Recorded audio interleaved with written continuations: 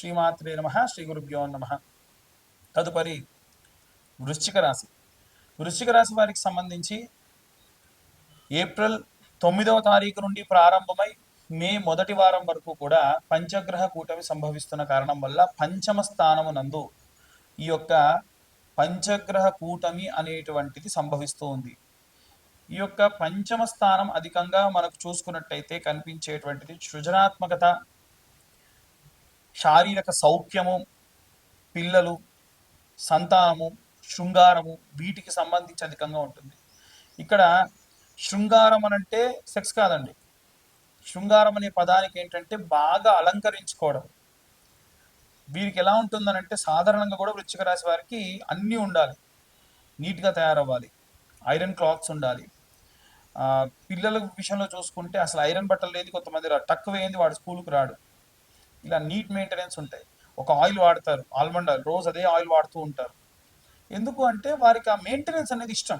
దాన్నే శృంగారం అంటారు వాస్తవంగా. ఆ శృంగార నాయక అంటే బాగా అలంకరించుకునే దేవుడు అని అర్థం. ఇవే కాకుండా శారీరక సౌఖ్యం కిందికి వస్తే మీరు అనుకున్న సెక్స్ అనేటువంటిది కూడా వస్తుంది. అది కాస్త పెద్ద ఏజ్ వాళ్ళకి. గృహిణులకు సంబంధించిన విషయానికి వస్తే వారు కూడా అలంకారానికి సంబంధించి 5th హౌస్కి సంబంధించి జరిగేటువంటి ఈ గ్రహ కూటమి కాబట్టి శని కానీ, మనకి సూర్యుడు కానీ, బుధుడు కానీ, చంద్రుడు కానీ, శుక్రుడు కానీ, రాహు కానీ, వీళ్ళందరిలో కూడా శని రాహువులు ఇద్దరు మాత్రమే ఏదైనా సరే కాంప్లికేషన్ చేసేటువంటి వాళ్ళండి.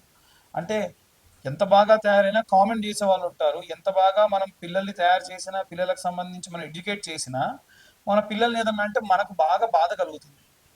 ఆ పరంగా చాలామంది ఇబ్బంది పెడతారు. అది పట్టించుకోవాల్సినటువంటి అవసరం లేదు, టెన్షన్ తీసుకోకండి. ముందుండేటువంటి టైం ఏది ఉందో అది చాలా బాగుంది, కంగారేం లేదు. ముఖ్యంగా ఉద్యోగస్తులు, వ్యాపారస్తులు, సినీ రాజకీయ రంగాల వారు, వీరికి సంబంధించి చూస్తే చూడండి, వీరు డెకరేట్ అయ్యేదానికంటే కూడా షాప్ని డెకరేట్ చేయాలి, వీళ్ళ ఆఫీస్ క్యాబిన్ బాగా నీట్గా డెకరేట్ చేసుకొని ఉండాలి, వీళ్ళ వర్క్ డెకరేటివ్గా ఉండాలి, చాలా అద్భుతంగా ప్రజెంట్ చేయాలి అనేటువంటి ధోరణి బాగా ఉంటుంది. ఆ పరంగా కూడా చాలా బాగుంది, అద్భుతంగా ఉందని చెప్పొచ్చు, ఎటువంటి కంగారు లేదు. ఒకటే ఒక ప్రాబ్లం అండి, రాహువు శనికి సంబంధించి మీరు వీలైతే రెమెడీస్ చేసుకోవాలి. ఎలాంటి రెమెడీస్ చేసుకోవాలి, అసలు నవగ్రహాలకు ఇలాంటి రెమెడీస్ చేసుకోవాలనే విషయాన్ని ఇప్పుడు ముందు ముందు చెప్తాను నేను. అయితే ఈ వృశ్చిక రాశి వారికి ఆరోగ్యానికి సంబంధించి గతంలో కొన్ని ఇబ్బందులు వచ్చి ఉంటాయి. అది చిన్నది కానివ్వండి, పెద్దది కానివ్వండి, అశ్రద్ధ చేస్తే అది ఇంకా ఇంకా పెరిగి పెద్దగా అయ్యే ఛాన్స్ ఉంటుంది. మీరు ప్రశాంతంగా కూర్చోలేరు, పడుకోలేరు, నిల్చోలేరు. జాగ్రత్త వహించండి. ఈ అందరూ కూడా ఎలాంటి మంత్రం చదవాలి అనే విషయానికి వస్తే, ఓం శరవణ భవాయ విద్మహే కార్తికేయాయ ధీమహి తన్నో స్కంద ప్రచోదయాత్ అన్న మంత్రం చదవచ్చు. లేదంటే ఓం ధరణీ గర్భ సంభూతం విద్యుత్ కాంతి మహాద్యుతిం కుమారం శక్తిహస్తం తం మంగళం ప్రణమామ్యహం, ఈ మంత్రాన్ని కూడా చదవచ్చు. ఇక అన్ని వర్గాల వాళ్ళు ఎలాంటి రెమెడీస్ తీసుకోవాలి, ఎలాంటి మంత్రపఠనం చేయాలనే విషయాన్ని ఇప్పుడు మనం తెలుసుకుందాం. మనకు పంచగ్రహ కూటమి అనేటువంటిది ఈ నెల 15వ తారీఖు నుండి ఈ నెల 9వ తారీఖు నుండి ఆల్మోస్ట్ 18, 19వ తారీఖు వరకు కూడా 5 గ్రహాలు మీనరాశిలో ఉన్నాయి. అందులో ముఖ్యంగా సూర్యుడు, అలాగే శని, రాహువు, శుక్రుడు, బుధుడు, ఈ గ్రహాలు మీనరాశిలో ఉన్నాయి.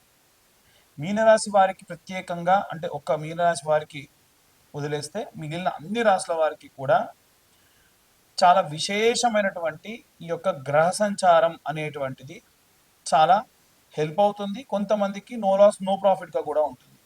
అసలు ఈ పంచగ్రహ కూటమి వల్ల ఏమవుతుంది, ఎలాంటి పరిస్థితులు నెలకొంటాయి అనేటువంటివన్నీ కూడా ఇప్పటిదాకా మనం మాట్లాడుకున్నాం.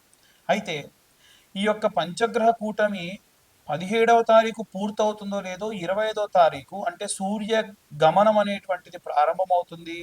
చంద్రుడు అనేటువంటి వాడు మళ్ళీ ఈ యొక్క మీనరాశిలోకి వస్తాడు. అంటే అప్పుడు మళ్ళీ పంచగ్రహ కూటమి ఉంటుంది. కానీ చంద్రుడు చాలా తొందరగా కదిలేటువంటి వాడు కాబట్టి ఒక 3 రోజుల పాటు ఈ యొక్క చంద్రుడు ఈ యొక్క మీనరాశిలోకి చేరడం అనేటువంటిది జరుగుతుంది. వాస్తవంగా మీనరాశిలోకి సూర్యుడున్నా, చంద్రుడున్నా, శుక్రుడున్నా, శని ఉన్నా ఎటువంటి నష్టం అనేటువంటిది ఉండదు. కేవలం ఇక్కడ పాపగ్రహ సంచారంలో భాగంగా శని కానీ రాహు కానీ ఉంటేనే ప్రాబ్లం. ఈ శని కానీ రాహు కానీ ఎవరైతే ఉన్నారో వారంతా కూడా మూవ్ అయిపోతున్నారు కాబట్టి అంతగా ఏమీ ఇబ్బంది లేదు. అయితే ఏమేం చేయాలి, అన్ని రాసుల వాళ్ళు ఎలాంటి రెమెడీస్ చేయాలి, ఎలాంటి మంత్రపఠనం చేసుకుంటే మంచిది అని అడుగుతూ ఉన్నారు. అందరికీ చెప్పేటువంటిది, కామన్గా చెప్పేటువంటిది ఒకటే ఏమిటంటే నవగ్రహ ప్రదక్షిణ.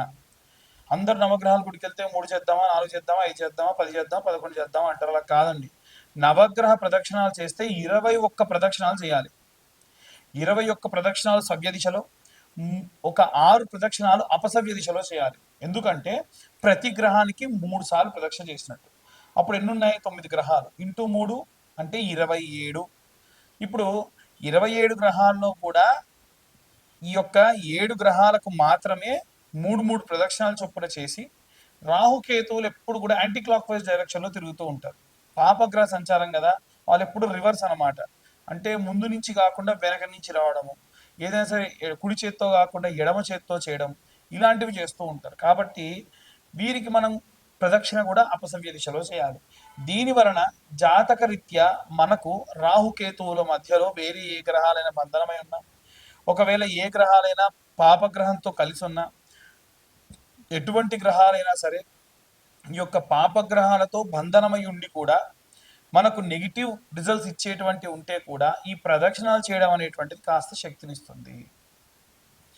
చిన్నపిల్లల దగ్గర నుండి వృద్ధుల వరకు, అంటే చదువుకునే విద్యార్థులు కానీ, గృహిణులు కానీ, ఉద్యోగస్తులు కానీ, వ్యాపారస్తులు కానీ, విడివిడిగా ఏం లేదండి, అందరికీ కామన్గా ఒకే ఒక్క విషయం ఏమిటంటే ఆదివారం నాడు పీరికెడు గోధుమలు ఒక తమలపాకు కానీ ఏదన్నా ఆకు డొప్పలో వేసి దానిపైన ₹1 బిల్ల నిలబెట్టి సూర్యగ్రహానికి నివేదన చేయండి. అదే గనక సూర్యగ్రహం నవగ్రహాల మధ్యలో ఉంటుంది. అదే మీరు చంద్రుడికి చేయాలంటే సోమవారం నాడు పిరికెడు బియ్యం తీసుకెళ్ళి ఒక ఆకుడొప్పలో వేసి, లేదా ఒడ్లుంటే ఒడ్లు తీసుకెళ్ళి ఆకుడొప్పలో వేసి చంద్రుడి దగ్గర పెట్టి ₹1 బిల్ల దాంట్లో నిలబెట్టండి. బెల్లం అనేటువంటిది నవగ్రహాలకి నివేదన చేస్తే చాలా మంచిది. ప్రతి ఒక్క గ్రహం దగ్గర ఇంత బెల్లం ముక్క పెట్టండి.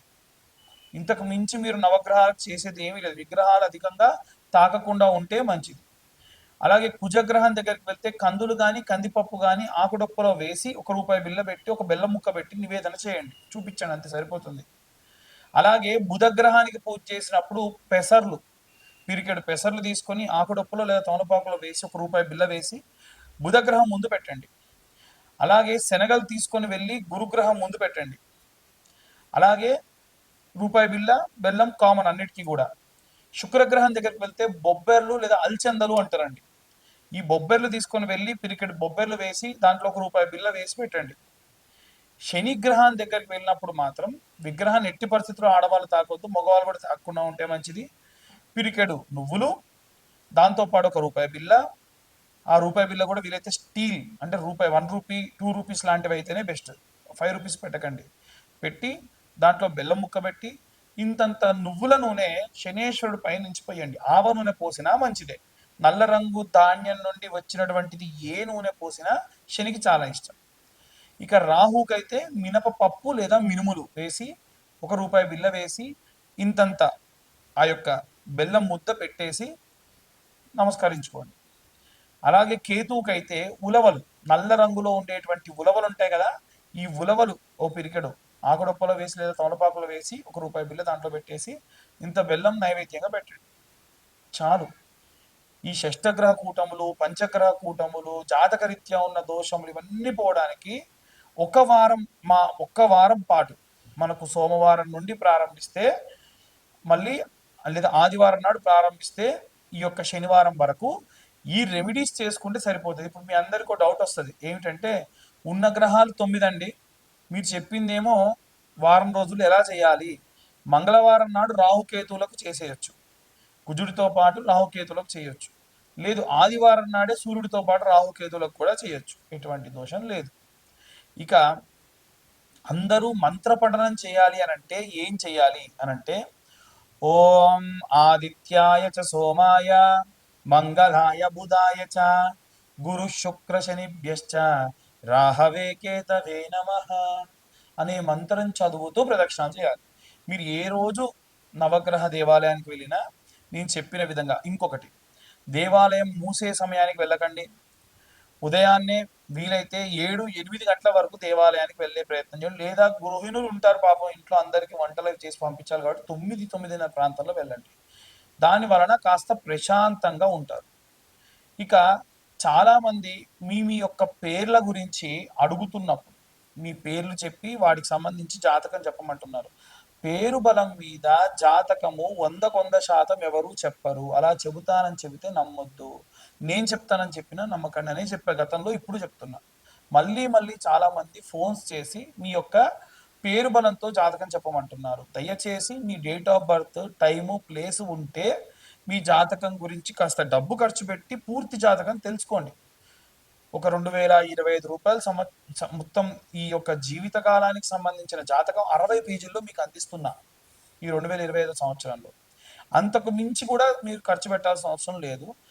రెమెడీస్, దానికి తగ్గ రెమెడీస్ మీకు పంపించడము చెప్పడం కూడా జరుగుతుంది. ఎట్టి పరిస్థితుల్లో వీటికి ఇంతకు మించి ఇంకేం కూడా చేసేటువంటి అవసరం లేదు. అందరూ కూడా జాగ్రత్తగా ఉండండి. మన వాతావరణము కూడా ఈసారి చాలా విపరీతంగా ఉంది.